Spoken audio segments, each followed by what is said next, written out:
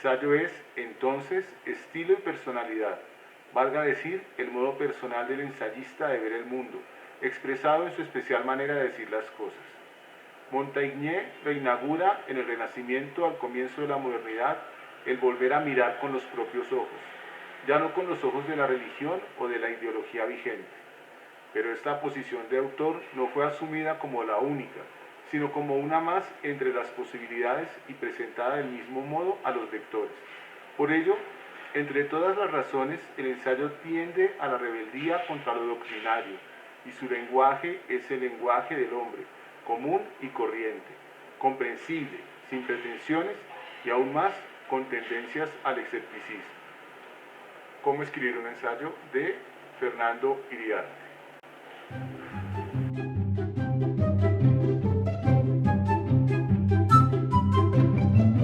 Hola a todos, ¿cómo están? Bienvenidos a Leer la Biología, el canal que hemos abierto para que hagamos debate en torno a materiales que nos ayuden a comprender este maravilloso mundo de las ciencias naturales en general, de la biología en particular, y en este caso de la manera como se puede escribir o divulgar pues ese conocimiento que surge de la reflexión y de la experiencia de tantos hombres y mujeres que a lo largo de la historia han venido aportando a la consolidación de esta unidad discursiva que llamamos biología y ciencias naturales.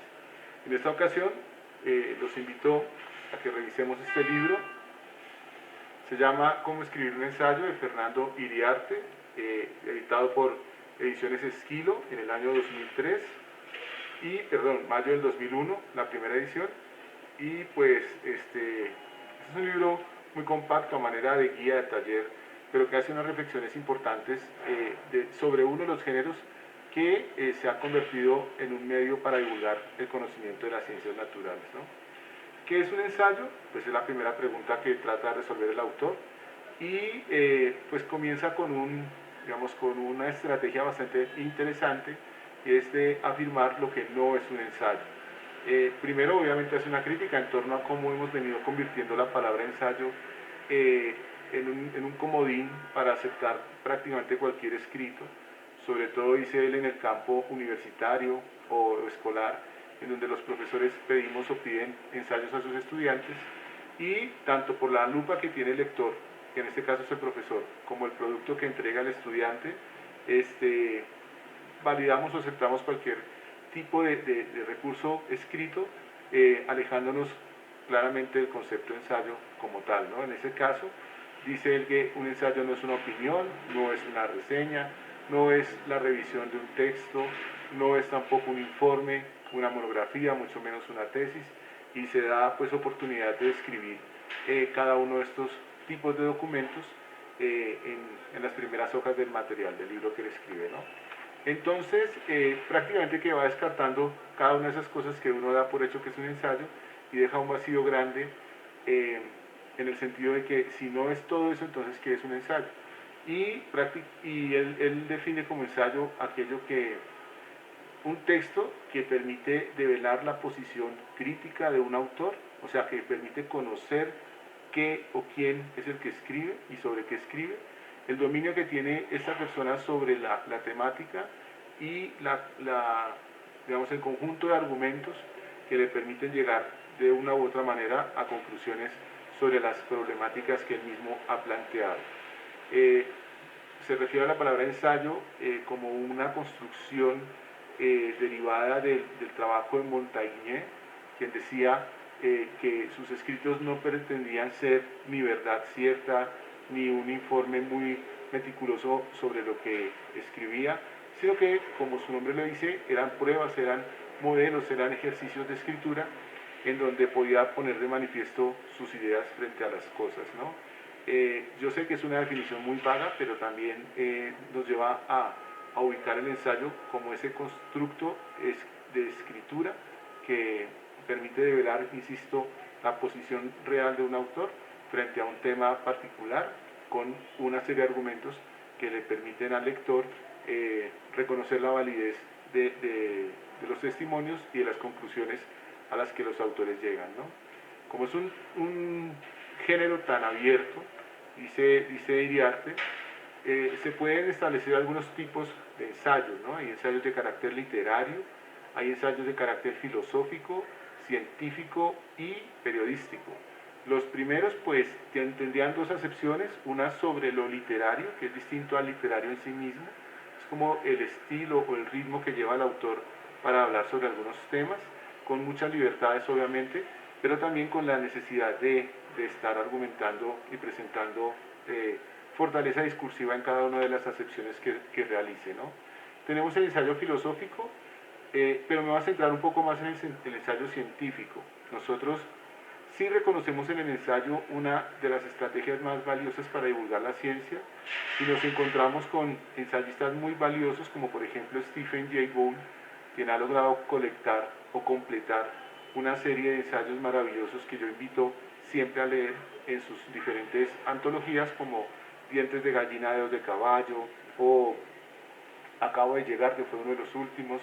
Cada uno de esos textos presenta o plantea una de las cosas curiosas o uno de los problemas interesantes de las ciencias naturales, especialmente la paleontología, la evolución y la biología en general, y desarrolla una gran cantidad de texto en el que cada página, cada texto, cada párrafo, perdón, resulta ser una experiencia de aprendizaje, ¿no? Entonces, Stephen Jay Gould para mí es el ensayista a seguir. Obviamente hay otros, Wilson, tenemos a Carl Sagan en la física. Aquí hay que hacer una aclaración. Normalmente definimos el ensayo por la extensión y no, un ensayo puede ser un material de tomo y lomo, como decía el poeta chileno uruguayo Mario Benedetti, o podría ser un par de hojas siquiera. Lo importante es que logre resolver el problema que plantea a partir de los argumentos, ¿no? Entonces dice Iriarte en su material que definiendo el tipo de ensayo también podemos, que se depende mucho de la temática, empezar el ejercicio. Entonces, la primera cosa que Iriarte recomienda, obviamente es una guía, cualquiera podría desarrollar su propio estilo.